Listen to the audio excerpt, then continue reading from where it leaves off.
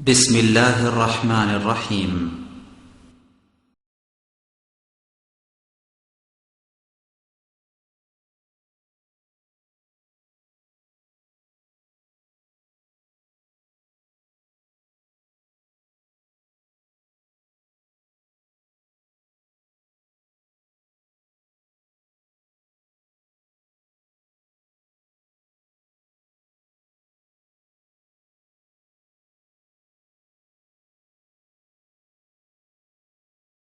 إن الحمد لله نحمده ونستعينه ونستغفره ونعوذ بالله من شرور أنفسنا ومن سيئات أعمالنا ومن يهده الله فلا مضل له ومن يضلله فلا هادي له وأشهد أن لا إله إلا الله وحده لا شريك له وأشهد أن محمدًا عبده ورسوله يا أيها الذين آمنوا اتقوا الله حق تقاته ولا تموتن إلا وأنتم مسلمون يا أيها الناس اتقوا ربكم الذي خلقكم من نفس واحدة وخلق منها زوجها وبث منهما رجالا كثيرا ونساء واتقوا الله الذي تساءلون به والأرحام إن الله كان عليكم رقيبا يا أيها الذين آمنوا اتقوا الله وقولوا قولا سديدا يصلح لكم أعمالكم ويغفر لكم ذنوبكم ومن يطع الله ورسوله فقد فاز فوزا عظيما أما بعد فإن خير الحديث كتاب الله وخير الهدي هدي محمد صلى الله عليه وسلم وشر الأمور محدثاتها وكل محدثة بدعة وكل بدعة ضلالة وكل ضلالة في النار فأعوذ بالله من الشيطان الرجيم بسم الله الرحمن الرحيم إنا أنزلناه في ليلة القدر وما أدراك ما ليلة القدر ليلة القدر خير من 1000 شهر تنزل الملائكة والروح فيها بإذن ربهم من كل أمر سلام هي حتى مطلع الفجر وجاء في صحيح البخاري عن أبي هريرة رضي الله تعالى عنه قال قال رسول الله صلى الله عليه وسلم من قام ليلة القدر إيمانا واحتسابا غفر له ما تقدم من ذنبه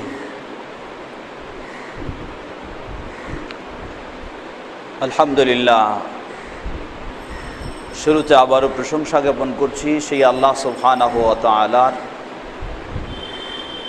যিনি আমাদেরকে তার বিশেষ অনুগ্রহে তার বিশেষ দয়ায় আমাদের জীবনে এ রমাদান মুবারক পাওয়ার সুযোগ করে দিয়েছেন, আমাদেরকে তৌফিক দিয়েছেন এই রমাদানের মূল্যবান সময়গুলি সিয়াম, কিয়াম ও যাবতীয় শরীয়তসম্মত ইবাদত পালনের মধ্য দিয়ে আমাদের ঈমান ও ইসলামকে আরো সুন্দর করে নেওয়ার। যে আল্লাহ সুবহানাহু ওয়া তাআলা আমাদেরকে তৌফিক দিয়েছেন, তার ওই প্রশংসা জ্ঞাপনার্থে বলি আলহামদুলিল্লাহ। অতঃপর অসংখ্য সালাত ও সালাম পেশ করছি প্রিয় রাসূল মুহাম্মদ সাল্লাল্লাহু আলাইহি ওয়াসাল্লাম, তাঁর আসহাবি কেরাম, আহলি বাইত, শেষ দিবস পর্যন্ত তাঁর প্রতিটি একনিষ্ঠ অনুসারীদের উপর। সম্মানিত মুসল্লিবৃন্দ, রমাদান মুবারককে আমরা পেয়েছি, আবার রমাদান মুবারককে হারাতেও চলেছি, যার অর্ধেকের বেশি অংশই শেষ হয়ে গেছে, আর কিছু অংশ বাকি রয়েছে। আমরা যেন এই বাকি অংশ প্রকৃতপক্ষে সুন্দরভাবে ঈমানের সাথে সওয়াবের আশায় সিয়াম, কিয়াম, কদরের রাত এর জাগরণ বা ইবাদত এবং অন্যান্য ইবাদত পালনের মধ্য দিয়ে আমরা যেন আমাদের ঈমানকে আরো সুন্দর করে নিতে পারি। আল্লাহ সুবহানাহু ওয়া তাআলা আমাদের সে তৌফিক দান করুন। সম্মানিত মুসল্লিবৃন্দ, রমাদান মুবারকের দ্বিতীয় দশক আমরা শেষ করতে চলেছি। সামনে আমাদের তৃতীয় দশক। যে তৃতীয় দশক স্বয়ং রাসূল সাল্লাল্লাহু আলাইহি ওয়াসাল্লাম তিনি নিজেও এই তৃতীয় দশককে প্রথম দুই দশকের চেয়ে আরও বেশি গুরুত্ব দিয়েছেন, আরও বিশেষভাবে ইবাদত করার চেষ্টা করেছেন। সহিহুল বুখারীর হাদিসে এসেছে, উম্মুল মুমিনিন, সহিহ মুসলিমের হাদিসেও এসেছে, উম্মুল মুমিনিন আয়েশা রাদিয়াল্লাহু তাআলা আনহা তিনি বলেন, ওয়া কানা রাসূলুল্লাহি সাল্লাল্লাহু আলাইহি ওয়াসাল্লাম ইজতাহিদু ফিল আশরিল আওয়াখিরি মা লাম ইজতাহিদ ফি গায়রিহি আও মা লা ইজতাহিদ ফি গায়রিহি। রাসূল সাল্লাল্লাহু আলাইহি ওয়াসাল্লাম রমাদানের শেষ দশকে এত বেশি ইবাদত করার চেষ্টা করতেন, যেই ধরনের চেষ্টা এত বেশি অন্য কোনো সময়ে তিনি করতেন না। সুতরাং রাসূল সাল্লাল্লাহু আলাইহি ওয়াসাল্লামের সুন্নাহর আলোকে আমাদেরও কর্তব্য হবে এই শেষ দশক বিশেষভাবে গুরুত্ব দেওয়া এবং এই শেষ দশকে তুলনামূলক বেশি ইবাদত করা, আল্লাহ সুবহানাহু ওয়া তাআলার নৈকট্য অর্জনের জন্য সর্বাত্মক চেষ্টা করা। সম্মানিত মুসল্লিবৃন্দ, সমাজে সুপ্রচলিত একটি হাদিস, শুধু সমাজে নয়, হাদিস গ্রন্থগুলিতেও রয়েছে হাদিসটি সুপ্রচলিত, প্রসিদ্ধ, যেখানে বলা হয়েছে আউয়ালুহু রাহমাতুন ওয়া আখিরুহু ওয়া আওসাতুহু মাগফিরাতুন ওয়া আখিরুহু ইতকুম মিনান নার। প্রথম অংশ হলো রহমত, দ্বিতীয় অংশ হলো মাগফিরাত, তৃতীয় অংশ হলো নাজাত। এই হাদিসকে কেন্দ্র করে বিভিন্ন সমাজ, বিভিন্ন গোষ্ঠী তারা তাদের রমাদানের সময়সূচিকেও তিন ভাগে বিভক্ত করে থাকে। আসলে আমরা বলি যে এই হাদিসটি দুই দিক থেকে সঠিক নয়। এক হলো হাদিসটি সনদের দিক থেকে সহি নয়, বাইহাকির হাদিস, সনদে তার দুর্বলতা রয়েছে। দ্বিতীয়, অর্থগত দিক থেকেও এ হাদিসটি সহি নয়, কারণ আল্লাহ সুবহানাহু ওয়া তাআলা রমাদানের 30টি দিনেই আমাদের জন্য বিশেষ রহমতের জন্য দিয়েছেন। শুধু প্রথম দশক রহমতের জন্য আর বাকি দুই দশক রহমতের জন্য নয়, এমনটি নয়। আল্লাহ সুবহানাহু ওয়া তাআলা শুধু রমাদানের মধ্যের দশককেই মাগফিরাত হিসাবে দিলেন, আর বাকি দুই দশককে মাগফিরাতের জন্য নয়, এমনটি নয়, বরং গোটা মাসেই হলো মাগফিরাতের। ঠিক একইভাবে শুধু শেষ দশকেই জাহান্নাম থেকে মুক্তির আর বাকি দুই দশক নয়, বিষয়টি কখনো এমন নয়, বরং সহিহুল বুখারীর হাদিসেও স্পষ্ট, রাসূল সাল্লাল্লাহু আলাইহি ওয়াসাল্লাম বলেন, রমাদানের প্রতিটি রাতেই আল্লাহ সুবহানাহু ওয়া তাআলা বিশেষভাবে জাহান্নামীদেরকে মুক্তি দিয়ে থাকেন। সুতরাং এই হাদিসটি সনদের দিক থেকেও সহি নয় এবং অর্থের দিক থেকেও যুক্তিযুক্ত নয়, বরং রমাদানের এই হাদিসটি মান বৃদ্ধি করেনি, বরং মানহানি করেছে। অন্যান্য সকল হাদিস থেকে প্রমাণিত হচ্ছে গোটা রমাদানের 30 দিন হলে 30 দিনেই হলো বিশেষ রহমতের, 30 দিনেই হলো বিশেষ মাগফিরাতের, 30 দিনেই হলো জাহান্নাম থেকে মুক্তির। সেই হাদিসগুলি থেকে বোঝা যায়। আর এই হাদিসে সীমাবদ্ধ করে দেওয়া হলো যে প্রথম 10 দিন রহমতের, দ্বিতীয় 10 দিন মাগফিরাতের, তৃতীয় 10 দিন জাহান্নামের মুক্তির। তাহলে বোঝা যায় এই হাদিস দিয়ে রমাদানের মান আরও বৃদ্ধি হয়নি, বরং মান আরও কমে গেছে। তো যাই হোক, এই হাদিস আলোক আমরা বলবো যে সুতরাং এই হাদিসের আলোকে কথাগুলি ঠিক নয়, কিন্তু শেষ দশকের অন্যান্য হাদিস থেকেও প্রমাণিত হয় রমাদানের শেষ দশক প্রথম 2 দশকের চেয়ে বেশি গুরুত্বপূর্ণ সময় এবং বেশি বিশেষ বিশেষ ইবাদতের জন্য সময়। তাই স্বয়ং রাসূল সাল্লাল্লাহু আলাইহি ওয়াসাল্লাম রমাদানের শেষ দশককে তিনি অত্যন্ত গুরুত্ব দিতেন। সহিহ বুখারী ও মুসলিমের আরেক হাদিসে উম্মুল মুমিনিন আয়েশা রাদিয়াল্লাহু আনহা বর্ণনা করেন, যখন এই শেষ দশক শুরু হতো, ওয়া কানা নবী সাল্লাল্লাহু আলাইহি ওয়াসাল্লাম ইয়াশতাজ্জু মি'জারাহু, নবী সাল্লাল্লাহু আলাইহি ওয়াসাল্লাম তার কোমরকে যেন শক্ত করে বাঁধতেন, মানে শক্ত করে প্রস্তুতি নিতেন বিশেষ ইবাদত করার জন্য। ওয়া ইউকিদু ওয়া ইউহয়ি লাইলাহু, শেষ দশকের রাতগুলি, দিনে তো ইবাদত করতেন, গোটা রাত পর্যন্ত, সারা রাতে শেষ দশকের রাতগুলিতেও তিনি বিশেষ ইবাদত করতেন।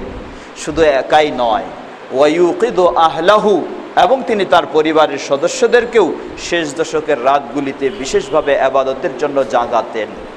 তাহলে রাসূল সাল্লাল্লাহু আলাইহি ওয়াসাল্লামের বর্ণনা থেকে এবং তার আমল থেকে বোঝা যায় রমজানের প্রথম 2 দশকের যে শেষ দশক আমাদের কাছে অবশ্যই বেশি গুরুত্বপূর্ণ, এবং বিশেষভাবে সেই শেষ দশক ইবাদতের আমাদের সুযোগ রয়েছে।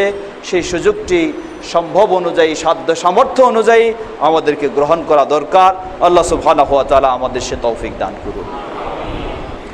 সম্মানিত মুসল্লিবৃন্দ, শেষ দশকের বিশেষ আকর্ষণ যেটা, শেষ দশকের বিশেষ আকর্ষণ এ সম্পর্কে আল্লাহ সুবহানাহু ওয়া তাআলা একটি সূরা নাজিল করেছেন, যে সূরাটি হচ্ছে সূরাতু আল কদর। একটি সূরা নাজিল করেছেন আল্লাহ সুবহানাহু ওয়া তাআলা শেষ দশকের বিশেষ আকর্ষণ হিসাবে। সূরাতুল কদর আমাদের সকলের জানা রয়েছে। এই সূরাটি নাজিল হওয়ার প্রসঙ্গে বিভিন্ন জন বিভিন্ন রকমের বক্তব্য দিয়ে থাকেন। তাফসীর গ্রন্থে কিছু প্রসিদ্ধ কথা রয়েছে, যদিও সেগুলি বিশুদ্ধ সনদে প্রমাণিত নয়। তো সেই বর্ণনাগুলি যদি আমরা নাও দেখি, বরং সূরাটি সরাসরি আমাদেরকে বলে দিচ্ছে। আল্লাহ সুবহানাহু ওয়া তাআলা বললেন, ইন্না আনজালনাহু ফি লাইলাতিল কদর, এই কোরআন নাজিল করা হয়েছে কদরের রাত্রিতে। কদরের রাত্রি কি? ওয়ামা আজরাকা মা লাইলাতুল কদর, লাইলাতুল কদরি খায়রুম মিন আলফি শাহর। কদরের রাত হলো সহস্র রাত্রির ইবাদতের চেয়ে কদরের রাতের ইবাদত আরও বেশি বেশি মর্যাদাশীল ও সওয়াবের একটি কাজ। সুবহানাল্লাহ। সহস্র রাত্রি, সহস্র মাত্রি মানে প্রায় 84 বছর। 84 বছর ইবাদতে যে ধরনের সওয়াব আপনি অর্জন করতে পারেন, এই একটি রাত্রিতে আল্লাহ সুবহানাহু ওয়া তাআলার সঠিকভাবে ইবাদত করলে আল্লাহ রাব্বুল আলামিন সেই 84 বছরের চেয়েও আপনাকে আরও বেশি সওয়াব এবং বেশি মর্যাদা দান করবেন ইনশাআল্লাহ। সুতরাং এই শেষ দশকের এই বিশেষ আকর্ষণ, একজন মুমিন যে আল্লাহকে ভয় করে, যিনি জান্নাত পেতে চান, যিনি জাহান্নাম থেকে বাঁচতে চান, তিনি কখনো গাফলাতিবশত হেলায় খেলায় এই শেষ দশককে বা বিশেষ করে এই কদরের রাত তিনি এমনি ছেড়ে দিতে পারেন না। সহিহুল বুখারীর হাদিসেও স্পষ্টভাবে এসেছে, রাসূল সাল্লাল্লাহু আলাইহি ওয়াসাল্লাম বলেন, মান কামা লাইলাতাল কদরি ঈমানান ওয়া ইহতিসাবা গুফিরা লাহু মা তাকাদ্দামা মিন যামবি। যে ব্যক্তি কদরের রাত জাগরণ করবে, কদরের রাত্রে ইবাদত করবে, গুফিরা লাহু মা তাকাদ্দামা মিন যামবি, তার অতীতের অপরাধগুলিকে আল্লাহ সুবহানাহু ওয়া তাআলা ক্ষমা করে দিবেন। এই হাদিসে বলেননি যে রাত জাগরণ করবে এবং ক্ষমা চাইবে তাহলে আল্লাহ সুবহানাহু ওয়া তাআলা করে দিবেন, ক্ষমা করে দিবেন, এটা বলেননি। বরং রাসূল সাল্লাল্লাহু আলাইহি সাল্লাম বললেন, যে এই রাত্রে ইবাদত করবে আল্লাহ সুবহানাহু ওয়া তাআলার কাছে ক্ষমা না চাইলেও অটোমেটিকভাবে আল্লাহ সুবহানাহু ওয়া তাআলা তার ক্ষমা করে দিবেন। ইবাদত করবে, শুধু ক্ষমা চাইবে এটাও বলেননি। তবে কোন গুনাহগুলি ক্ষমা করে দিবেন?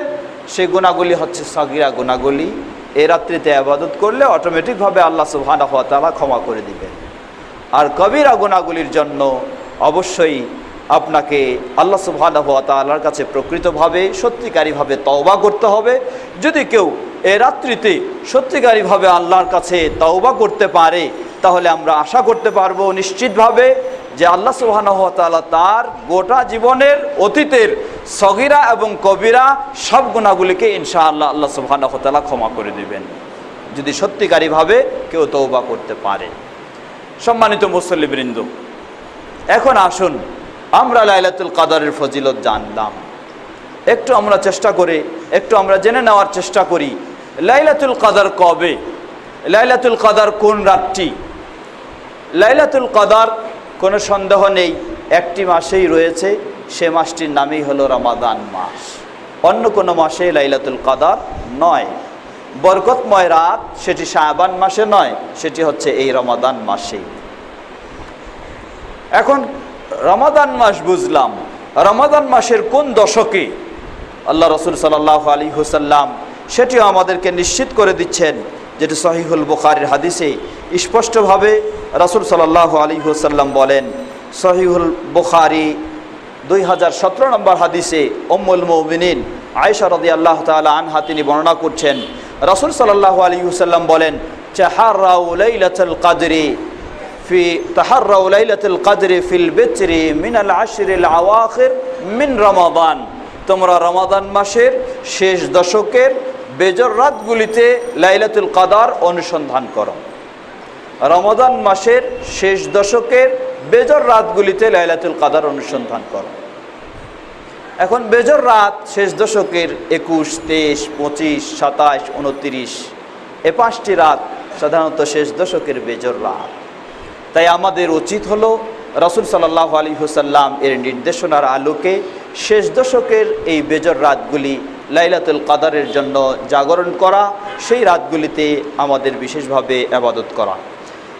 এখন প্রশ্ন আসতে পারে আরেকটি, যে শেষ দশকের বেজর রাতগুলি সেগুলি কি সবগুলি, না কোনো একটি রাত আমরা নির্দিষ্ট করে নেব? সামনে আসতেছে তার আলোচনা। সহিহুল বুখারীতে আরেকটি হাদিস এসেছে, আব্দুল্লাহ ইবনে আব্বাস রাদিয়াল্লাহু তাআলা আনহু বর্ণনা করছেন, যেটি 2021 নম্বর হাদিস। আব্দুল্লাহ ইবনে আব্বাস রাদিয়াল্লাহু তাআলা আনহু তিনি বর্ণনা করছেন, নবী সাল্লাল্লাহু আলাইহি সাল্লাম বলেন, ইলতামিসুহা ফিল আশরিল আওয়াখির।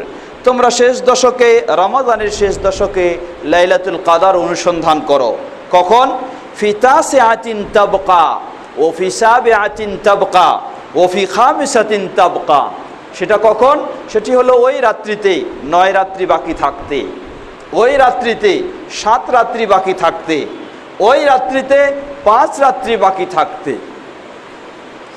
তাহলে রাসূল সাল্লাল্লাহু আলাইহি ওয়াসাল্লাম এই হাদিসে আবার বললেন যে তোমরা লাইলাতুল কদর অনুসন্ধান করো সেই রাত্রিতে যেই রাতসহ 9টি রাত বাকি রয়েছে, অথবা সেই রাত্রিতে যেই রাতসহ 7টি রাত বাকি রয়েছে, অথবা সেই রাত্রিতে যেই রাতসহ 5টি রাত বাকি রয়েছে।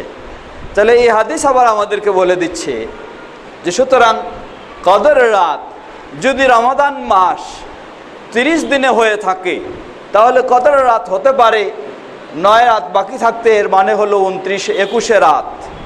এরপর 7 রাত বাকি থাকতে, এর মানে হলো 23 রাত। এরপর 5 রাত বাকি থাকতে, এর মানে হলো 25 রাত। এখন একটি প্রশ্ন জাগতে পারে, রমাদান মাস 29 হবে না 30 হবে আমরা নিশ্চিতভাবে জানি না, 29 হবে না 30 হবে নিশ্চিতভাবে জানি না। যদি রমাদান মাস 30 হয়ে থাকে, তাহলে তো 21 আর 23 আর 25 আমরা বুঝলাম এই হাদিস থেকে। হাদিসটি সহিহ বুখারীর 2021 নম্বর হাদিস। আর যদি রমাদান মাস 29 হয়ে থাকে, তাহলে 9 রাত বাকি থাকতে বা 7 রাত বাকি থাকতে বা 5 রাত বাকি থাকতে এটি কোন রাত্রিতে হবে? তখন বোঝা যায় যে সেটি আর বেজর রাত্রে নয়, বরং আগের রাত্রেও চলে আসতে পারে। তাহলে এই ক্ষেত্রে আপনার আমার করণীয় কি? এজন্য ইমাম ইবনে তাইমিয়া রাহিমাহুল্লাহ তিনি একটি সুন্দর পরামর্শ রেখেছেন। তিনি বলছেন যে ইযা কানাল আমরু হাকাযা, বিষয়টা যদি এই রকমই হয়ে থাকে, যে কথাটা হাদিসে আমরা জানছি, তাহলে ইয়ামবাগি লিল মুমিনি, একজন মুমিনের জন্য কর্তব্য হলো আইয়াতাহাররাহা আল মুমিন ফিল আশরিল আওয়াখির জামিইহি, একজন মুমিন যদি সত্যিকারীভাবে তিনি লাইলাতুল কদরকে পেতে চান, তাহলে তার জন্য সহজ পন্থা হলো শেষ দশকের প্রতিটি রাত্রেই তাকে লাইলাতুল কদরের উদ্দেশ্যে জাগরণ করতে হবে, ইবাদত করতে হবে। তাহলে ইনশাআল্লাহ নিশ্চিত করেও বলা যেতে পারে, কেউ যদি শেষ দশকের প্রতিটি রাত, অর্থাৎ শেষ দশকের 21 থেকে শুরু করে 30 হোক বা 29 রাত পর্যন্ত কেউ যদি জাগরণ করে, ইবাদত করে, তাহলে নিশ্চিতভাবে আশা করা যাবে যে সেই ব্যক্তি লাইলাতুল কদর ইনশাআল্লাহ ছুটবে না, লাইলাতুল কদর সে পাবে। বাস্তবে আমরা যদি রাসূল সাল্লাল্লাহু আলাইহি সাল্লামের সুন্নাহর দিকেও লক্ষ্য করি, তাহলে সেটাই পাওয়া যায়। রাসূল সাল্লাল্লাহু আলাইহি সাল্লাম আমাদের জন্য হালকা করার জন্য তিনি বলেছেন যে বেজর রাতগুলিতে অনুসন্ধান করো, কিন্তু তিনি নিজে শুধু বেজর রাতগুলি দিয়ে সীমাবদ্ধ থাকেননি বা যথেষ্ট মনে করেননি। যেটি উম্মুল মুমিনিন আয়েশা রাদিয়াল্লাহু আনহা বলছেন, সহিহ বুখারী ও মুসলিমের হাদিস, ওয়াকানা নবী সাল্লাল্লাহু আলাইহি সাল্লাম ইযা দাখালা আলা আশরুল আওয়াখির, যখন শেষ দশক শুরু হতো, ইশতাদ্দা মিজারাহু, তিনি তার কোমরকে শক্ত করে বাঁধতেন, খুব ভালোভাবে প্রস্তুতি নিয়ে নিতেন। ওয়া ইউহি লাইলাহু, শেষ দশকের প্রতিটি রাত তিনি জাগরণ করতেন। জোর আর বেজর সবগুলি তিনি জাগরণ করতেন। বেজরগুলি শুধু বাছাই করে নয়, শুধু নিজে নয়, ওয়ায়ুকিদু আহলাহু, এবং তার পরিবারের সদস্যদেরকেও শেষ দশকের সব রাতগুলি জাগরণ করাতেন, জাগাতেন।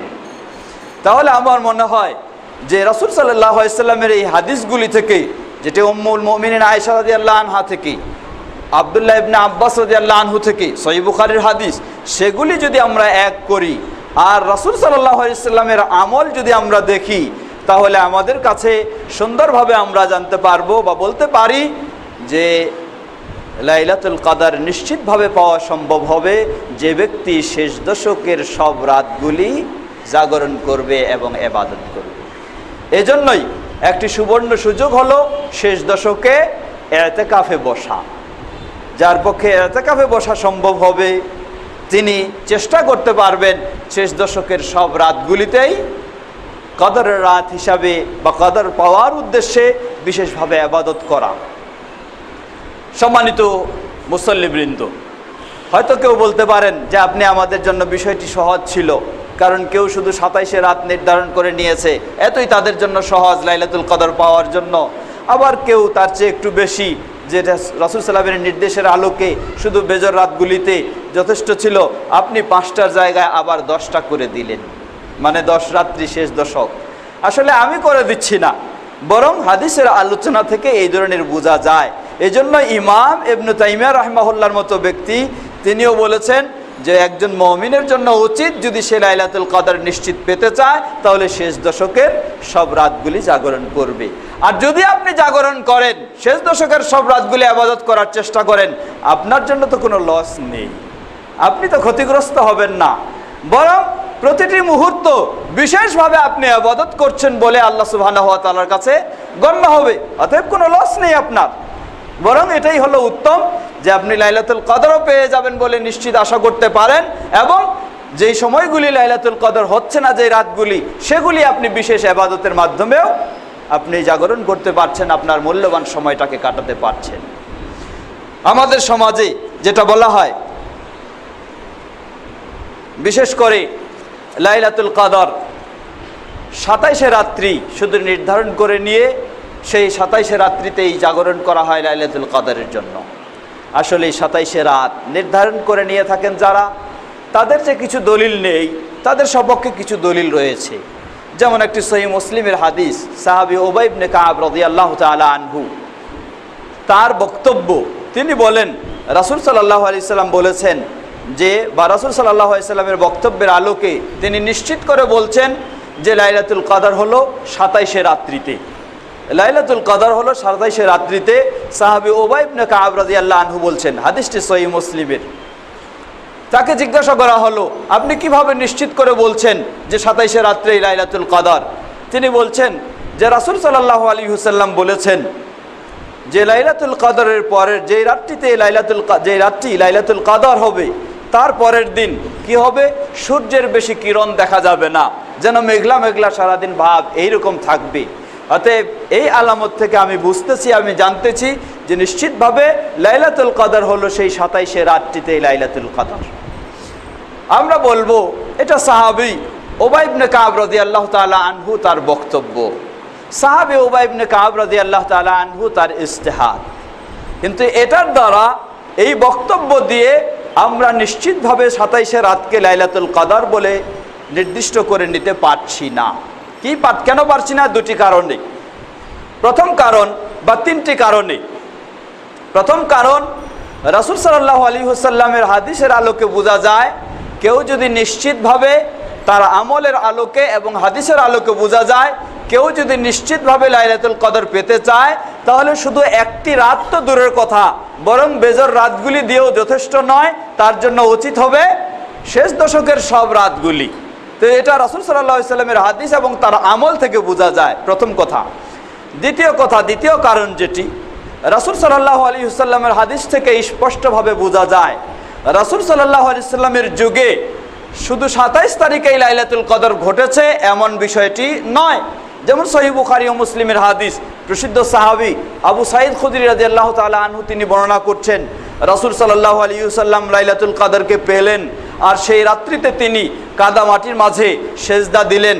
আর সেজদা দেওয়ার পরে সেই রাত্রিতে ফজরের সময় রাসূল সাল্লাল্লাহু আলাইহি ওয়াসাল্লাম সাহাবীদেরকে বললেন, আমি লাইলাতুল কদর পেলাম, সেই অবস্থায় আমি কাদা মাটির মাঝে সেজদারত ছিলাম।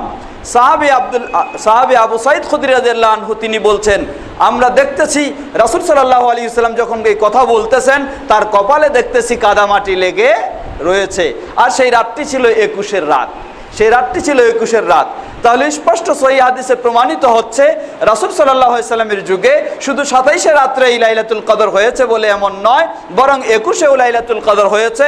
কোন বর্ণনায় পাওয়া যায় 23এও লাইলাতুল কদর হয়েছে রাসূল সাল্লাল্লাহু আলাইহি ওয়াসাল্লামের যুগে। সুতরাং শুধু 27কে নির্দিষ্ট করে নেওয়া এই দৃষ্টিকোণ থেকে কখনো ঠিক হবে না। তৃতীয় কারণ, এই হাদিসই বলে দিচ্ছে যে 27শে লাইলাতুল কদর হতেও পারে, নাও হতে পারে। কোন হাদিস? সেই সাহাবী উবাই ইবনে কাব রাদিয়াল্লাহু আনহু, যে সহিহ মুসলিমের হাদিস দিয়ে তারা দলিল দিয়ে থাকেন, এই হাদিসেই বলে দিচ্ছে লাইলাতুল কদর হতেও পারে, নাও হতে পারে। কারণ সাহাবী উবাই ইবনে কাব রাদিয়াল্লাহু আনহু তিনি নিশ্চিত কিভাবে হচ্ছেন? তিনি নিশ্চিত হচ্ছেন একটা আলামতের মাধ্যমে। বলছেন যে সেই লাইলাতুল কদরের পরের দিন আকাশ খুব একটা পরিষ্কার থাকবে না, মেঘাচ্ছন্ন থাকবে, সূর্যের কিরণ ভালোভাবে দেখা যাবে না। তাহলে এই আলামতটাই আমাদেরকে নিশ্চিত করে দিচ্ছে 27শে রাতের পরের দিন যদি আকাশ পরিষ্কার থাকে, মেঘাচ্ছন্ন না থাকে, তাহলে নিশ্চিতভাবে বুঝতে হবে সেই রাত্রিতে লাইলাতুল কদর হয় নাই। তাহলে এই হাদিসের মাঝে এই দলিলটাও আমরা পাচ্ছি যে সেই রাত্রি নিশ্চিত লাইলাতুল কদর নাও হতে পারে, যদি পরের দিন আমরা আকাশ মেঘাচ্ছন্ন আমরা না দেখি।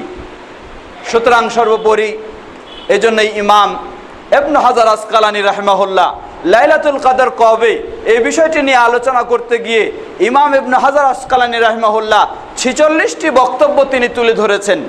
সর্বশেষে তিনি বলছেন যে আমার কাছে লাইলাতুল কদরের বিষয়ে সর্বশেষ সমাধানমূলক আমি যে কথাটা বলতে চাই তা হলো, লাইলাতুল কদর নির্দিষ্ট কোনো একটি রাত্রে নয়, বরং এটা রাসূল সাল্লাল্লাহু আলাইহি ওয়াসাল্লামের যুগেই বোঝা যায়। এক এক বছর এক এক রাত্রিতে লাইলাতুল কদর হতো। কোনো বছর গেছে 21শে রাত্রে হয়েছে, কোনো বছর গেছে 23শে রাতেও হয়েছে, কোনো বছর গেছে 25শে রাতেও হয়েছে, কোনো বছর গেছে 27শে রাত্রেও হয়েছে। সুতরাং একটি রাতকে নির্দিষ্ট করে নিয়ে কেউ যদি প্রতি বছর এই ইবাদত করতে থাকে, তার যতটুকু যেমন নিশ্চিত লাইলাতুল কদর পাওয়া, তার চেয়ে বেশি নিশ্চিত লাইলাতুল কদর হারিয়ে যাওয়া। অতএব লাইলাতুল কদরের জন্য শেষ দশক যে জাগরণ করবে, শেষ দশক যে বিশেষভাবে ইবাদত করবে, কমপক্ষে না পারলেও বেজর রাতগুলিতে চেষ্টা অবশ্যই করতে হবে। তাহলে আশা করা যায় ইনশাআল্লাহ, আর যিনি শেষ দশকের সব রাতগুলি করতে পারবেন, তার জন্য পূর্ণভাবে আমরা আশা করতে পারি যে তিনি লাইলাতুল কদরের এই মর্যাদা, এই সৌভাগ্য, এই বিশেষ ইবাদতের তিনি সুযোগ লাভ করতে পারবেন ইনশাআল্লাহ।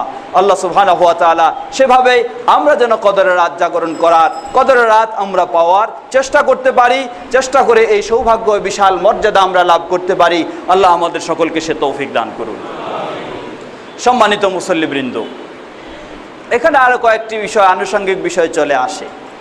লাইলাতুল কদর আমরা পেলাম, ধরে নেন। এখন লাইলাতুল কদরের জন্য কিভাবে আমরা রাত জাগরণ করব?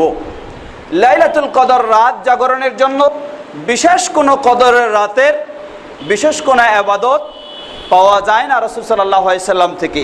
শুধু বিশেষ একটি দোয়া পাওয়া যায়। উম্মুল মুমিনিন আয়েশা রাদিয়াল্লাহু আনহা রাসূল সাল্লাল্লাহু আলাইহি সাল্লামকে জিজ্ঞাসা করলেন, যদি আমি কদরের রাত পেয়ে যাই তাহলে সেই কদরের রাত্রে আমি কি বলবো, কি দোয়া করব? রাসূল সাল্লাল্লাহু আলাইহি সাল্লাম শিক্ষা দিলেন, তুমি বলবে আল্লাহুম্মা ইন্নাকা আফুউন তুহিব্বুল আফওয়া ফাফু আন্নি। তাহলে কদরের রাত্রি যখন জাগরণের জন্য ইবাদত করবেন, আপনি এই দোয়াটি সবচেয়ে বেশি বেশি পড়বেন। এছাড়া বাকি কোরআন সুন্নাহর আলোকে যত রকমের দোয়া ও চাওয়া পাওয়া রয়েছে সেগুলি আপনি ইচ্ছামতো করতে পারেন, তাতে কোনো অসুবিধা নেই। সালাতের ক্ষেত্রে লাইলাতুল কদরের জন্য বিশেষ কোনো সালাত, সেই রাত্রিতে বিশেষ গোসল করা বা সেই রাত্রিতে বিশেষ কোনো তাসবিহ তাহলিল বা বিশেষ আরও কোনো আছে বলে এমন রাসূল সাল্লাল্লাহু আলাইহি সাল্লাম ও সাহাবায়ে কেরামদের থেকে প্রমাণিত নয়। তাই আপনি প্রতি রাত্রিতেও যে ধরনের ইবাদত করেন ঠিক সেই রাত্রিতেও সেই রকম ইবাদত করবেন। বরং হয়তো সেই রাত্রিতে আপনি তারাবি জামাতে পড়লেন না, সেটাকে রেখে দিলেন, 2 রাকাত পড়লেন, আধা ঘন্টা 1 ঘন্টা কোরআন তেলাওয়াত করলেন, আল্লাহ সুবহানাহু ওয়া তাআলার কাছে বিশেষভাবে আপনি দোয়া করলেন, আবার হয়তো 2 রাকাত পড়লেন, আবার আপনি দীর্ঘক্ষণ কোরআন তেলাওয়াত করলেন, দরুদ পাঠ করলেন বেশি বেশি করে, বিভিন্ন তাসবিহ তাহলিল যেগুলি গুরুত্বপূর্ণ সেগুলি বেশি পাঠ করলেন, আল্লাহর কাছে দোয়া করলেন, আবার 2 রাকাত পড়লেন। যদি এইভাবে আপনি করার চেষ্টা করবেন, দেখবেন যে আপনার 8 রাকাত শেষ হতে রাত আপনার শেষ হয়ে গেছে।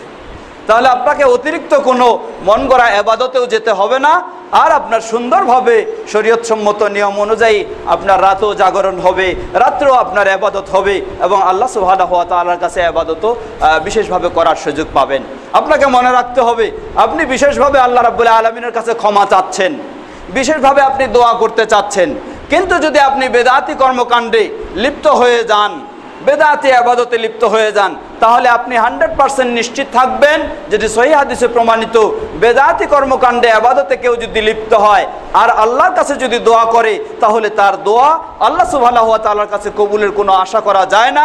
বরং এই বেদাতি যতক্ষণ বেদাতে লিপ্ত থাকবে, আল্লাহ এবং তার মাঝে তওবার দরজা বন্ধ হয়ে যায়, একটা আড়াল সৃষ্টি হয়ে যায়, যার কারণে আল্লাহর কাছে তার কোনো আবেদন নিবেদন পৌঁছার সুযোগ থাকে না, যতক্ষণ না সে বেদাত থেকে মুক্ত হয়। সুতরাং এই রাত্রি যেমনইভাবে আমরা বিশেষ মর্যাদা পাওয়ার জন্য চেষ্টা করব, ঠিক তেমনইভাবে আমাদেরকে সচেতন সতর্ক হতে হবে। এই রাত্রে আনুষ্ঠানিকতার সাথে কোনো ইবাদতের বিষয় নয়, এই রাত্রিতে বিশেষ করে খাওয়া দাওয়া ইত্যাদি আয়োজনের কোনো বিষয় নয়। সেসব কিছু বর্জন করে আমরা ইবাদত করব। মসজিদে আসেও কেউ করতে পারে, বাসায় গিয়েও একাকী নির্জনেও করতে পারে, বরং যে যত নির্জনে করতে পারবে সেটি তত বেশি আল্লাহ রাব্বুল আলামিনের কাছে সে কাদার সুযোগ পাবে, আল্লাহ রাব্বুল আলামিনের কাছে তত সে আরও বেশি গুরুত্বপূর্ণভাবে ইবাদত করার সুযোগ পাবে। সেভাবে আমরা সুযোগ নেওয়ার চেষ্টা করব। আল্লাহ সুবহানাহু ওয়া তাআলা আমাদের সকলকে সে তৌফিক দান করুন।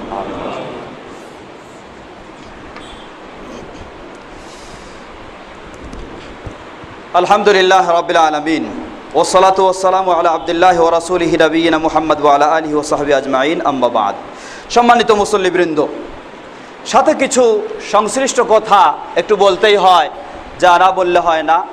বর্তমান আমাদের সমাজে, যেটা আমি অনেকবারই বলেছি বা অনেকখানে বলে থাকি, আমাদের সমাজে কিছু ভাইয়েরা তারা এই শান্ত সমাজকে, সুশৃঙ্খল সমাজকে তারা একটি নতুন চিন্তা নিয়ে এসে এই সমাজকে বিশৃঙ্খলা সৃষ্টি করতে চেষ্টা করেন। তা হলো সৌদির সাথে একই দিনে ঈদ পালন করা অথবা একই দিনে সিয়াম শুরু করা, এই মর্মে কিছু ভাইয়েরা আমাদের স্লোগান তুলেছেন। আমরা বলবো কোনো সন্দেহ নেই, আমরা সৌদি এর সাথে যে সময়ের দূরত্বের কারণে একই দিনে চাঁদ দেখা কখনো সম্ভব নয়, যার কারণে আমরা আমাদের অঞ্চলে যেভাবে চাঁদ দেখে সিয়াম পালন করছি ও ঈদ পালন করছি, এটি অবশ্যই কোরআন ও সহিহ সুন্নাহর আলোকে 100% সেটি শরীয়তসম্মত, এতে কোনো সন্দেহের সুযোগ নেই। সুতরাং এই শরীয়তসম্মত বিধান এটাকে বর্জন করে নতুন আরেকটা নিয়ম সেখানে চালু করা এবং এই শান্ত সমাজকে অশান্ত করা, সুশৃঙ্খল সমাজকে বিশৃঙ্খলা সৃষ্টি করা, এটি কোনো আমানতদার মুসলিমের কাজ হবে না। কথা দীর্ঘ করার সময় সুযোগ নেই, খুতবার সময় যেহেতু শেষের দিকে, jumarkhutba.com-এও এই বিষয়ে আমার 3টি লেকচার রয়েছে। আমি অনুরোধ জানাবো যারা জানতে চান, যারা বিষয়টিকে আরও বুঝতে চান, তারা সেই লেকচারগুলি সম্ভব অনুযায়ী শোনার চেষ্টা করবেন। আল দিন আল ইসলামে সেখানেও 2টি লেকচার রয়েছে 3 ঘন্টার, যারা সুযোগ পাবেন সেগুলি ডাউনলোড করে বা বিভিন্ন জনের কাছেও পাওয়া যায়, সেগুলি নিয়ে একটু শোনার চেষ্টা করবেন। আমি সেখানে কোরআন এবং সহিহ হাদিসের আলোকে বিষয়টিকে প্রমাণ করার চেষ্টা করেছি, বাস্তব যেটি, এবং যারা আজকে একই দিনে করার সপক্ষে বিভ্রান্তিমূলক অনেক কথা বলে থাকেন, সেই কথাগুলি কিছুটা তুলে ধরার চেষ্টা করেছি, যে তারা বই লেখেও মানুষকে কিভাবে ধোঁকা দিচ্ছে এবং বক্তব্য দিয়েও মানুষকে কিভাবে বিভ্রান্তির দিকে নিয়ে যাচ্ছে, এ সম্পর্কে বেশ কিছু আমি তাদের কিছু তথ্য তাদের বইগুলি থেকে ও বক্তব্যগুলি থেকে তুলে ধরেছি, যেগুলি এখানে বলার সুযোগ নেই। সেই jumarkhutba.com-এ বিস্তারিতভাবে প্রায় 5 ঘন্টার প্রোগ্রাম রয়েছে, 3টা লেকচার, আপনারা জেনে সেগুলি বিষয়গুলি ভালোভাবে বুঝে নেওয়ার চেষ্টা করবেন। তারা এখানে আরেকটি যুক্তি তুলে ধরে। কি যুক্তি? তারা বলে যে লাইলাতুল কদর কি তাহলে 2 জায়গায় হবে নাকি? আল্লাহ সুবহানাহু ওয়া তাআলা কি এইভাবে 2 জায়গায় দিবেন নাকি? এ কথাটি চরম জঘন্যতম অপরাধের কথা। 2 কারণে। কেউ যদি মনে করে যে আল্লাহ সুবহানাহু ওয়া তাআলার জন্য কি তাহলে তার কি সম্ভব নাকি যে তিনি সৌদিতে একদিন লাইলাতুল কদর দিবেন, এখানে একদিন লাইলাতুল কদর দিবেন, এইভাবে যদি কেউ কথা বলে থাকে তাহলে তার ঈমান বাতিল হওয়ার জন্য এটাই যথেষ্ট। কারণ গোটা বিশ্বে 2 দিন নয়, গোটা বিশ্বে 30 দিন যদি লাইলাতুল কদর দেওয়ার প্রয়োজন হয়, আল্লাহ সুবহানাহু ওয়া তাআলার জন্য কখনো অসম্ভব নয়। 100% আল্লাহ সুবহানাহু ওয়া তাআলার জন্য সম্ভব, কখনো অসম্ভব নয়। অতএব কেউ যদি এইরকম প্রশ্ন রাখে যে তাহলে এটা আল্লাহর জন্য সম্ভব নাকি, এখানে একদিন দিবে এখানে একদিন দিবে, এটা তার ঈমান বাতিল হয়ে যাওয়ার জন্য এই কথাটি যথেষ্ট। এই ধরনের বলা কখনো কোনো মুসলিমের উচিত নয়। বরং বাস্তব, হ্যাঁ হতে পারে আরেক জায়গায় একদিন লাইলাতুল কদর, এখানে আরেকদিন হতে পারে, এটাই হলো বাস্তব এবং এটাই হলো দলিল সম্মত। তারা আজকে বলছেন যে লাইলাতুল কদর তাহলে 2 জায়গায় 2 দিনে হবে নাকি? আপনি এবার কি করবেন? সৌদির সাথে লাইলাতুল কদর হবে না সৌদির আগে পশ্চিমাঞ্চলের দেশগুলিতে, যেখানে সৌদির চেয়ে আরও একদিন আগে চাঁদ দেখা গেছে এবং একদিন আগে তারা সিয়াম পালন শুরু করেছেন, সেটি তো 100% শরীয়তসম্মত, কোনো সন্দেহ নেই। তাহলে তাদের লাইলাতুল কদর তো সৌদির চেয়ে আরও এক রাত্রি আগে হয়ে যাবে। যেহেতু সৌদির আগে উত্তর আমেরিকায় তারা এবার সৌদির আগে তারা চাঁদ দেখেছে এবং মুসলিম সমাজ সেখানে তারা নিজ চোখে চাঁদ দেখেছে এবং দেখে তারা সৌদির আগে একদিন আগে তারা চাঁদ দেখে সেই অনুযায়ী সিয়াম শুরু করেছে। কারণ চাঁদ উদিত হয় কখন, কোন এলাকায়? চাঁদ উদিত হয় পৃথিবীতে সর্বপ্রথমে পশ্চিমাঞ্চলে। অতএব আমাদের চেয়ে সৌদি হলো পশ্চিমে, যার কারণে আমাদের আগে সৌদিতে দেখার সুযোগ হয়। সৌদির চেয়ে আরও পশ্চিম অঞ্চল যেগুলি রয়েছে সেগুলিতে সৌদির আগে দেখার সুযোগ হয়। তো যার ফলে বাস্তব অনেকবারে হয়, এবারও হয়েছে, সৌদির একদিন আগে উত্তর আমেরিকায় তারা চাঁদ দেখেছে এবং শরীয়তসম্মতভাবে সেই অনুযায়ী তারা সিয়াম শুরু করেছে ও ঈদ পালন করবে তারা। এখন তারা তাদের হিসাব অনুযায়ী সেই লাইলাতুল কদর আপনি গ্রহণ করবেন বাংলাদেশে বসে, না আপনি সৌদির সাথে লাইলাতুল কদর গ্রহণ করবেন? জবাব, আপনি কোন যুক্তি থেকে সৌদির সাথে লাইলাতুল কদর করতে চান? আপনার কাছে কোরআন এবং সুন্নাহর সামান্যতম কোনো দলিল নেই যে আপনি সৌদির সাথে করতে হবে, এর সামান্যতম কোনো দলিল নেই। কেন করবেন? কি হিসাবে করতেছেন? এটি সমাজে একটি বিশৃঙ্খলা সৃষ্টি করা ছাড়া আর কিছুই নয়। যদি আপনি করতে চান তাহলে আপনাকে করতে হবে উত্তর আমেরিকা, যেখানে আগে পৃথিবীতে চাঁদ দেখেছে তাদের সাথে, সেখানে আপনাকে করতে হবে। যদি দলিল আপনি দিতে চান, যারা দিয়েছেন সেই আলোকে সেটা হতে পারে, কিন্তু সৌদির সাথে আপনি কেন করবেন? কোনো যুক্তি নেই। বরং সৌদি আলেম সমাজ তাদের বিষয়টি জেনে নিন। স্পষ্টভাবে সৌদির সবচেয়ে বিশ্ব স্বীকৃত আলেম আল্লামা ইবনে বাজ রাহিমাহুল্লাহ, ইবনে উসাইমিন রাহিমাহুল্লাহ, সৌদি ফতোয়া বোর্ড, সকলের ফতোয়া হলো যে বাংলাদেশে, এমনকি বাংলাদেশ থেকেও তাদেরকে জিজ্ঞাসা করা হয়েছিল, বাংলাদেশে যে সৌদি দূতাবাস, তারা প্রশ্ন করেছিলেন যে আমরা সৌদি নাগরিক, বাংলাদেশে রয়েছি, কাদের সাথে সিয়াম পালন করব, ঈদ পালন করব, সৌদির সাথে না বাংলাদেশের সাথে? তারা স্পষ্টভাবে জবাব দিয়েছেন যে তুমি সৌদি নাগরিক হলেও বাংলাদেশে তুমি রয়েছো, সেখানকার মুসলিমেরা যখন চাঁদ দেখে সেই অনুযায়ী সিয়াম পালন করে, তোমাদের জন্য নিয়ম হলো সেই অনুযায়ী সিয়াম পালন করা এবং ঈদ পালন করা। সৌদির ফতোয়া এটা, সৌদির আলেমদের ফতোয়া এটা, কোরআন এবং সুন্নাহর আলোকে। আর আপনি আজকে এই সমাজের, শান্ত সমাজের মানুষদেরকে অশান্ত করতে চাচ্ছেন, বিশৃঙ্খলা সৃষ্টি করতে চাচ্ছেন সৌদির সাথে সিয়াম পালন করার জন্য। এটি একটি অযৌক্তিক এবং একটি সমাজে বিশৃঙ্খলা সৃষ্টি করার চিন্তা ছাড়া আর কিছুই নয়। তাই আমরা অনুরোধ জানাবো সেই ভাইদেরকে, বিষয়টি চিন্তা করুন, বিষয়টি আরো বোঝার চেষ্টা করুন। একটা শান্ত সমাজ যেখানে শরীয়তসম্মতভাবে নিয়ম পালন হয়ে আসতেছে, সেখানে বিশৃঙ্খলা সৃষ্টি করার কেউ কখনো চেষ্টা করবেন না।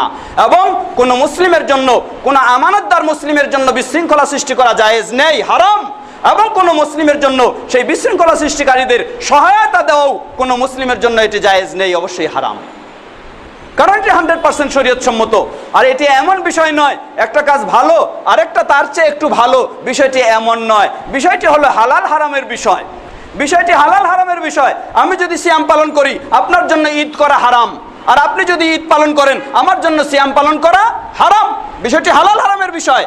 অতএব শরীয়তসম্মত বিষয় থাকা সত্ত্বেও সেখানে একটা হালাল হারামের বিষয় সৃষ্টি করে সমাজে এই ধরনের বিশৃঙ্খলা সৃষ্টি করা কোনো আমানতদার মুসলিমের কাজ নয়। তাই আমরা তাদেরকে অনুরোধ জানাবো, বিস্তারিত জানার জন্য সেই আমার লেকচারগুলি একটু শোনার চেষ্টা করবেন, বোঝার চেষ্টা করবেন। যদি বুঝে সঠিক পেয়ে থাকেন, আলহামদুলিল্লাহ সঠিক পথে। আমি জানি, আমাকে জানিয়েছেন আমাদের ভাইরা যে হাজার হাজার মানুষ আলহামদুলিল্লাহ এই লেকচারগুলি শুনে এবার যারা শুরু করেছিলেন বা কেউ চিন্তা করছিলেন, তারা হাজার হাজার মানুষ আলহামদুলিল্লাহ তাদের পরিবর্তন হয়েছে, বুঝ এসেছে। এখানেও কিছু ভাই আছেন আমি যাদেরকে জানি, তারাও আমাকে বলেছেন যে বিষয়টি তার আগে উল্টা তিনি জানতেন। উল্টা শুধু না, একজন ভাই এখানে উপস্থিত রয়েছে আমি দেখছি, তিনি বললেন যে তার 3টা অবস্থান ছিল। প্রথম অবস্থান, প্রথমে তিনি খুব কঠোর অবস্থানে ছিলেন। কি কঠোর অবস্থানে? যে যারা এই একই দিনে সিয়াম পালন করবে না এরা মুসলিম নয়, এরা মুসলিম হতে পারে না, সঠিক ইসলামে নাই, এইরকম বিশ্বাসে চিন্তায় ছিলেন। কারণ এই চরমপন্থীদের সেই চরম বক্তব্যগুলি শুনে এইরকম পর্যায়ে তিনি চলেছিলেন। তারপর তিনি দ্বিতীয় পর্যায়ে আসলেন যে এটাও হইতে পারে, এটাও হতে পারে। সর্বশেষ তিনি লেকচারগুলি শুনে তিনি বললেন যে আলহামদুলিল্লাহ বিষয়টি আমার কাছে স্পষ্ট, বরং আমাদের এই সমাজের জন্য সেই চিন্তা নিয়ে এখানে কখনো আলাদা নিয়ম করার কোনো প্রয়োজন নেই, বরং এটাই হলো শরীয়তসম্মত। এমন ভাইও এখানে উপস্থিত রয়েছেন আলহামদুলিল্লাহ। তাই আমি অনুরোধ জানাবো, বিষয়টি একটু জানার চেষ্টা করুন, বোঝার চেষ্টা করুন। একতরফা এক ধরনের কথা ও বক্তব্য শুনে কখনো এই ধরনের সমাজে বিশৃঙ্খলা করাটা ঠিক হবে না। অতএব আজকে লাইলাতুল কদর খোঁজার জন্য আপনি কার সাথে খুঁজবেন? আপনি একই দিনে দাবি করে বলতে চাচ্ছেন সৌদির সাথে করবেন। 100% শরীয়তসম্মত সৌদির আগে পৃথিবীতে চাঁদ দেখা গেছে, তাহলে আপনি কোন হিসাবে সৌদির সাথে করবেন? আপনাকে তো লাইলাতুল কদর খোঁজা দরকার। এখন সৌদির আগে পৃথিবীর বুকে যারা সর্বপ্রথম চাঁদ দেখেছে তাদের সাথে খোঁজা দরকার আপনার, কিন্তু তা তো খুঁজলেন না, আপনি তা তো করছেন না। অতএব আপনি দলিলের আলোকেও নয়, আপনার এটা মন গড়া একটা চিন্তা, মন গড়া একটা কথা ছাড়া আর কিছুই নয়। দ্বিতীয় বিষয়, একই দিনেও যদি গোটা বিশ্বে লাইলাতুল কদর কেউ খোঁজার চেষ্টা করে, তাও কোশ্চিন কালেও একই দিনে একই সময়ে লাইলাতুল কদর খোঁজা সম্ভব নয়। কেন নয়? লাইলাতুল কদরের সময় কতটুকু? 24 ঘন্টা না, কখনো 24 ঘন্টা নয়। লাইলাতুল কদরের সময় হলো সূর্য অস্ত যাওয়ার পর থেকে ফজর হওয়া পর্যন্ত। সালামুন হিয়া হাত্তা মাতলাইল ফজর, ফজর হওয়া পর্যন্ত লাইলাতুল কদরের সময় সীমাবদ্ধ। সূর্য অস্ত থেকে লাইলাতুল কদর এর সময় শেষ সময় হলো ফজর হওয়া পর্যন্ত। যদি এইটুকু সময় সীমাবদ্ধ হয়ে থাকে, তাহলে পৃথিবীতে আজকে আপনি খোঁজ নিন। এখন আমরা যেখানে দিনের মাঝে রয়েছি, পৃথিবীতে এমন দেশ রয়েছে, সে আমেরিকা বা ওই সাইডের অঞ্চলের দেশগুলি দেখুন, এখন তাদের কাছে রাত। তাহলে তাদের সময় অনুযায়ী আপনি লাইলাতুল কদর খুঁজবেন না আমাদের সময় অনুযায়ী লাইলাতুল কদর খুঁজবেন? আপনি নিজেই জবাব দিতে বাধ্য হবেন যে না, আমাদের এখানে যখন রাত হবে সেই সময় লাইলাতুল কদর খুঁজবো, আর তাদের ওখানে যখন রাত হবে সেই সময় লাইলাতুল কদর খুঁজবে। কারণ তাদের রাতে আমাদের এখানে হলো দিন, আর আমাদের এখানে রাত হলে তাদের ওখানে হলো দিন, দুটো একই সময় নয়। আর লাইলাতুল কদরের সময়টা সীমাবদ্ধ। তাহলে আপনি কোন সময় কার সাথে মিলাবেন? কখনো মিলানোর সুযোগ নেই আপনাকে। তাহলে আপনাকে কি করতে হবে? আপন আপন সময়ে যদি কি করে থাকে, গোটা বিশ্বও শুরু করে থাকে একই দিনে, তবু সেই সময়ে একই সময়ে লাইলাতুল কদর পাওয়ার কোনো সুযোগ নেই। সেই এলাকার মানুষের জন্য ওইখানে যখন সূর্য অস্ত যাবে এবং ফজর হবে, সেই সময়টুকু আল্লাহ রাব্বুল আলামিন তাদের জন্য বরাদ্দ দিয়েছেন। আর এই এলাকার মানুষের জন্য যখন সূর্য অস্ত যাবে এবং ফজর হবে, এই সময়টা এই এলাকার জন্য আল্লাহ সুবহানাহু ওয়া তাআলা বরাদ্দ দিয়েছেন। সুতরাং শরীয়তসম্মতভাবে আপন আপন এলাকায় চাঁদ দেখে যখন সিয়াম শুরু করবে, সেই অনুযায়ী আপনি আপন আপন এলাকায় বেজর রাতগুলি বা সেইভাবে আপনি সিয়াম পালন করার চেষ্টা করবেন। আশ্চর্য হয়, এখানে আরো অযৌক্তিক কতগুলি বিষয় নিয়ে এসে দলিল দেখানোর চেষ্টা করে, বলে যে গোটা বিশ্ব একই দিনে কিয়ামত হবে, তাহলে একই দিনে সিয়াম হয় না কেন? এটা একটা পাগলের কথা ছাড়া আর কারো হতে পারে না। কারণ গোটাই বিশ্ব একই দিনে কিয়ামত হবে কোনো সন্দেহ নাই। আল্লাহ রাসূল সাল্লাল্লাহু আলাইহি ওয়াসাল্লাম এই সংবাদ দিয়েছেন। এখন কিয়ামত হবে কোন সময়? একটু চিন্তা করে দেখুন। কিয়ামত হবে শুক্রবারের দিন, না শুক্রবারের রাত্রিতে? শুক্রবারের দিন। হাদিসে স্পষ্ট বর্ণনা এসেছে ইয়াউমুল জুমা, জুমার দিন। এখন জুমার দিন যদি গোটাই বিশ্বে কিয়ামত হয়, তাহলে আমার এখানে যখন জুমার দিন, আরেক জায়গায় তখন জুমার রাত, তাহলে আপনি কি বলবেন? এখানে জুমার দিন হিসাবে এই সময় কিয়ামত হবে, আর তাদের যখন জুমার রাত চলে আসছে তাই তাদের আর কিয়ামত নাই? না, সেটা আল্লাহ সুবহানাহু ওয়া তাআলা বিশেষভাবে এক সময়ে গোটা বিশ্বকে কি করবেন? আল্লাহ রাব্বুল আলামিন কিয়ামত দিবেন, এবং সেই সময় এক সময় হয়ে যাবে গোটা বিশ্ব কি জুমার দিন, যেহেতু হাদিসে এইভাবে বর্ণনা এসেছে। অতএব এই অযৌক্তিক কথাগুলি নিয়ে এসে এখানে যুক্তি দাঁড় করে এভাবে সমাজে বিশৃঙ্খলা সৃষ্টি করা কোনো আমানতদার দিনদার মুসলিমের কাজ হতে পারে না।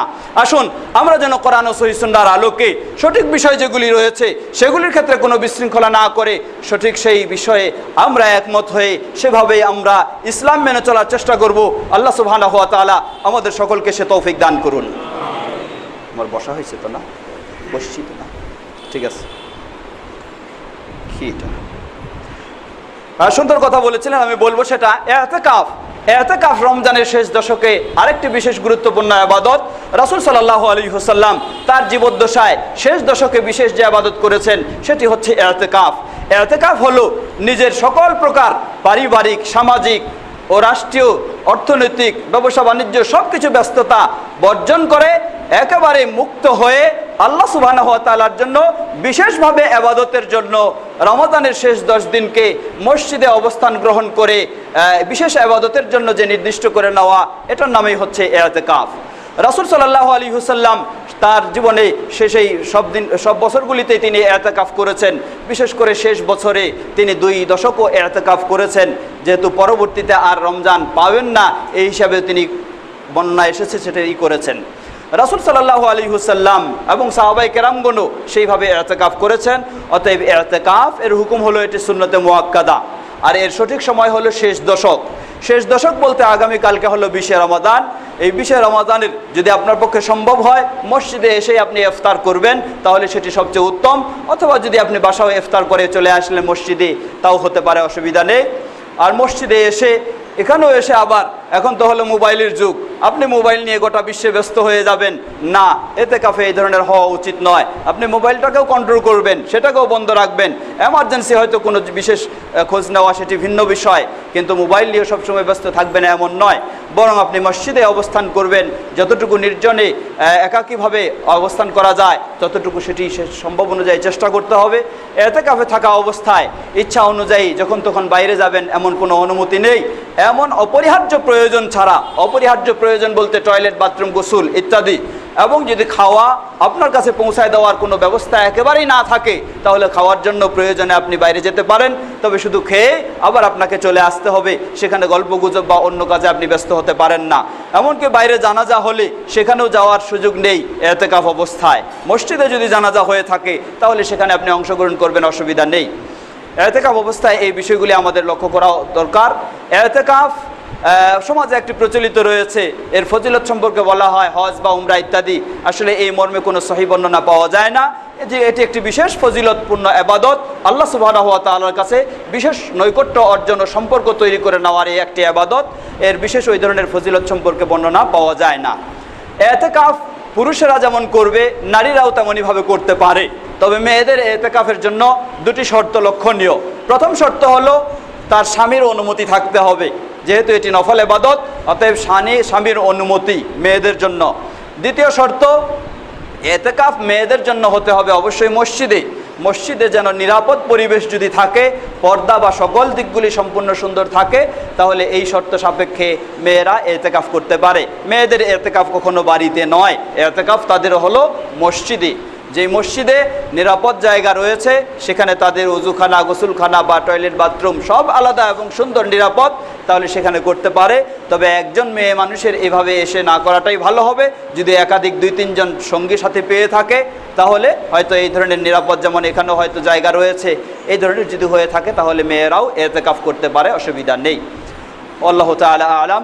আসুন আমরা যেন রমাদানের এই শেষ দশককে সুন্দরভাবে গুরুত্ব দিয়ে আমরা কাজে লাগাতে পারি। আল্লাহ রাব্বুল আলামিন আমাদের সকলকে সে তৌফিক দান করুন। এই রমাদান মাস হলো একটি দানের মাস। নবী সাল্লাল্লাহু আলাইহি ওয়াসাল্লাম তিনি এই রমজান মাসে সবচেয়ে বেশি দান করতেন, যেটি সহিহ বুখারীর হাদিসে এসেছে। আমরাও সবাই চেষ্টা করব পারতপক্ষে সাধ্য সামর্থ্য অনুযায়ী সবচেয়ে বেশি দান করার। দান করার অনেক খাত রয়েছে, তার মাঝে উল্লেখযোগ্য খাত হলো আমাদের সামনেই রয়েছে অত্র মসজিদের উপরতলায়, সেখানে রয়েছে মাদ্রাসা দারুল হুদা সালাফিয়া, যেখানে নতুন মাদ্রাসা চালু করা হয়েছে। অতএব এই মাদ্রাসাটিকে সুষ্ঠু সুন্দরভাবে পরিচালনার জন্য সহযোগিতা সর্বপ্রথম আমাদের নিজেদেরকে আগে দিতে হবে। তাই আমি অনুরোধ জানাবো সকলকে বিশেষভাবে, সেখানে যেহেতু অসহায় দুস্থ ছাত্ররাও রয়েছে, এজন্য আপনার জাকাতের অংশও সেখানে দেবেন। আর সাধারণ দান সাধ্য সামর্থ্য অনুযায়ীও সেটা বিশেষভাবে রমাদান মাসে করলে তুলনামূলক বেশি সওয়াব পাবেন। তাই সেই আলোকে যারা দায়িত্বশীল রয়েছেন তাদের কাছে আপনারা সেই দান সঠিকভাবে দেওয়ার চেষ্টা করবেন। অনেক সময় একটি বিষয় আমি স্মরণ করে দেওয়ার চেষ্টা করি, আসলে আপনার কাছে দান নেওয়ার জন্য অনেক প্রতিষ্ঠানও অনেক কর্তৃপক্ষ আসতে পারে, কিন্তু আপনার একটু মনে রাখতে হবে আপনি যে প্রতিষ্ঠানে দান করছেন সেই প্রতিষ্ঠানকে আসলে বেদাতি প্রতিষ্ঠান, সেই প্রতিষ্ঠানকে আসলে শিরকের চর্চা হয় এমন প্রতিষ্ঠান যদি এমন হয়ে থাকে তাহলে আপনার জন্য জায়েজ নয়। আপনি বেদাতি প্রতিষ্ঠানকে দান করে বেদাতের চর্চা প্রসারের সহযোগিতা দিবেন, এটি আপনার জন্য কখনো হালাল নয়। অতএব আপনার দান যেন এমন সঠিক প্রতিষ্ঠানে যায় যেখানে বেদাত, শিরক ও ইসলাম গর্হিত কর্মকাণ্ড মুক্ত। সেই আলোকে আমরা বলবো আমাদের এই মাদ্রাসায় আপনারা দেওয়ার চেষ্টা করবেন, এবং আমরা চেষ্টা করব সেই মাদ্রাসাকেও কোরআন ও সুন্নাহর আলোকে সুষ্ঠু সুন্দরভাবে সঠিক পথে সঠিকভাবেই পরিচালনা করার। তাই বিশেষভাবে আপনাদের কাছে এই আহ্বান জানাচ্ছি, এই মাদ্রাসার আমরা সকলেই সাধ্য সামর্থ্য পক্ষে চেষ্টা করব। আল্লাহ রাব্বুল আলামিন আমাদের সকলকে সে তৌফিক দান করুন। ইবাদাল্লাহ রাহিমাকুমুল্লাহ, ইন্নাল্লাহা ক্বাদ আমারাকুম আন তুসাল্লু আলা নাবিয়িকুম ওয়া ক্বাদ বাদা বিনাফসিহি ফাকাল ইন্নাল্লাহা ওয়া মালাইকাতাহু ইউসাল্লুনা আলান নবী ইয়া আইয়ুহাল্লাযীনা আমানু সাল্লু আলাইহি ওয়া সাল্লিমু তাসলিমা। আল্লাহুম্মা সাল্লি আলা মুহাম্মাদ ওয়া আলা আলি মুহাম্মাদ কামা সাল্লাইতা আলা ইব্রাহিম ওয়া আলা আলি ইব্রাহিম ইন্নাকা হামিদুম মাজিদ। আল্লাহুম্মা বারিক আলা মুহাম্মাদ ওয়া আলা আলি মুহাম্মাদ كما باركت على إبراهيم وعلى آل إبراهيم إنك حميد مجيد. اللهم ارض عن الخلفاء الراشدين وعن سائر أصحاب نبيك الكريم. اللهم أعز الإسلام والمسلمين في كل مكان. اللهم أعز الإسلام والمسلمين في بلادنا وفي كل مكان. اللهم اخذل الكفرة والمشركين والمرتدين في بلادنا وفي كل مكان. হে আল্লাহ, আমাদের মুসলিম ভাইয়েরা আজকে বিভিন্ন অঞ্চলে তারা নির্যাতিত, তারা মাজলুম হিসাবে রয়েছে, বিশেষ করে সেই ফিলিস্তিনে। আল্লাহ সেই মুসলিমদেরকে সেখানে তাদেরকে নিরাপদে তাদের ইমানের উপর থাকার তৌফিক দান করুন, এবং সেই ঘাতক ইয়াহুদ সমাজ যারা আজকে সেই জুলুম ও নির্যাতন চালাচ্ছে সেই ইয়াহুদদেরকে তাদের ষড়যন্ত্রে তাদেরকে ধ্বংস করে দিন, তাদেরকে পৃথিবীতে তাদের সব কিছুকে ধ্বংস করে দিন। হয় তাদেরকেও ইসলামের দিকে হেদায়েত দান করুন অথবা তাদেরকে ধ্বংস করে দিন। আর মুসলিম উম্মাকে, মুসলিম বিশ্বকে, মুসলিম সমাজকে ইসলামের প্রতি কোরআন ও সহিহ সুন্নাহর আলোকে সঠিকভাবে পরিপূর্ণ ইসলামের দিকে ফিরে এসে ইসলামের উপর প্রতিষ্ঠিত হওয়ার তৌফিক দান করুন। আমাদের মাঝে উপস্থিত অনুপস্থিত অনেকে অসুস্থ রয়েছেন, আল্লাহ সেই অসুস্থ মুসলিমদেরকে পরিপূর্ণ সুস্থতা দান করুন। আমাদের অনেকের এই বাবা মা নিকটের ব্যক্তি বিদায় নিয়ে চলে গেছেন, সেই মুসলিমদের ভুল ত্রুটি ক্ষমা করে তাদেরকে জান্নাতুল ফেরদাউস নসিব করুন। আমরা যেন সুস্থতার সাথে এই রমাদানে বাকি দিনগুলিকে সুন্দরভাবে কাজে লাগাতে পারি, আমাদের সে তৌফিক দান করুন। রমাদানেই যেন আমরা আমাদের জীবনের ছোট বড় সকল অপরাধগুলি সত্যিকারী তওবা করে কবুল করে নিয়ে নিষ্পাপ হয়ে যেতে পারি, আল্লাহ আমাদের সকলকে সে তৌফিক দান করুন। রমাদানে যেন আমরা আমাদের ঈমানকে আরও মজবুত করে নিয়ে বাকি জীবন যেন খাঁটি মুসলিম হিসাবে গড়ে থাকতে পারি, মুসলিম হিসাবে বেঁচে থাকতে পারি, আল্লাহ আমাদের সকলকে সে তৌফিক দান করুন। আমাদের কলিজার টুকরা শিশু সন্তানদেরকে তাদেরকে যেন ইসলামের আলোকে গড়ে তুলতে পারি, আল্লাহ আমাদের সকলকে সে তৌফিক দান করুন। সুবহানা রাব্বিকা রাব্বিল ইজ্জাতি আম্মা ইয়াসিফুন ওয়া সালামুন আলাল মুরসালিন ওয়াল হামদুলিল্লাহি রাব্বিল আলামিন।